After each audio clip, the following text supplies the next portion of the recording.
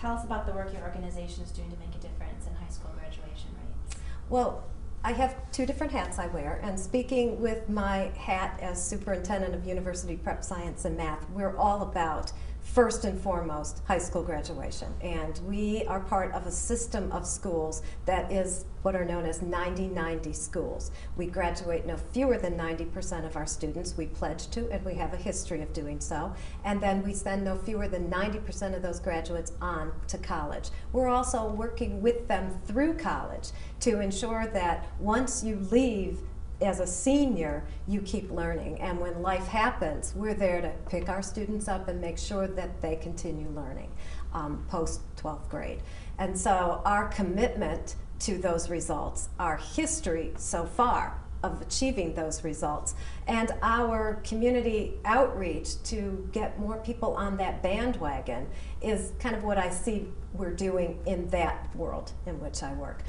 The other arena where I spend a lot of time working in the Your Child area, it's a nonprofit that has been working to find a venue for high school and college age students to kind of communicate with each other in a social networking kind of way, to reach peers who can really do a better job sometimes of convincing their peers to keep going and make it to that diploma, and then keep going and make it into college, even if they're a first generation college goer. We've created what's called My Life. It's mylife.com. And that is launching in January, and it is a social network that is built around what our kids understand. They know Facebook, they know MySpace, they know how to communicate and how to organize their lives in those venues. So we're meeting them where they are in those venues and creating another segment that's just like those venues they're used to, that they can join this conversation in, this conversation about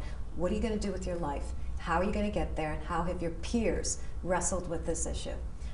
We're pretty excited about that. We think that it won't just push students to the high school graduation point, it will push them to that next step of what do I do with my life beyond high school. How can an individual in the region support that program? Well, a couple of ways. First of all, to the parents out there and to the business folks and the educators, this is one social network we think you want your child to be part of. This is one conversation you don't want them to miss out on.